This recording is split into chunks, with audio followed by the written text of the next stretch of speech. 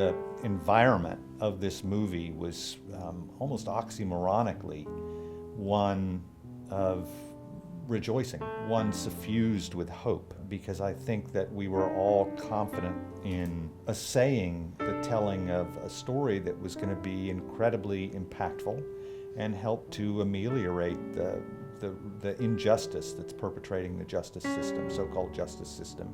Bryan Stevenson crafted a brilliant book called Just Mercy, and Herbert Richardson's story was fleshed out a little more in this book, which gave me some details that I could pull off of.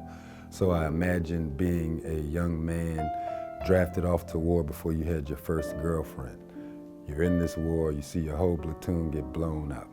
You come back to the country, you were shipped out to fight and serve and protect, but yet when you come back, there's no programs for emotional or mental support to include you back into society. So to download that mindset and spirit as a human being myself and understand that we pretty much all are the same. We have the same wants, needs, desires. I think that when we think about the legal system and we think about individuals who are system impacted, we go immediately to men and women and children and minors who are incarcerated. But then there is an entire world of people who are impacted along with them, and that's the family and the community. And we don't often take the time to identify or acknowledge their needs and their journey.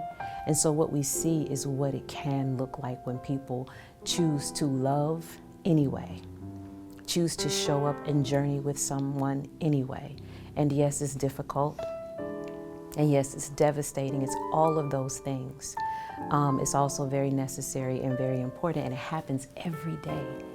It was a blessed opportunity to be a part of a refreshing story, a refreshing movie that Hollywood has rarely put out, especially when you see black men displayed with some humanity, black men flushed out from start to finish. Even though they're in these tumultuous conditions as a jail cell, you still feel for them, you still see yourselves in them, you still identify with them.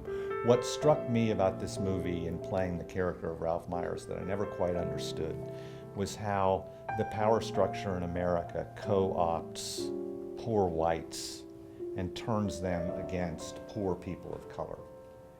And that's the real fulcrum of the Ralph Myers character.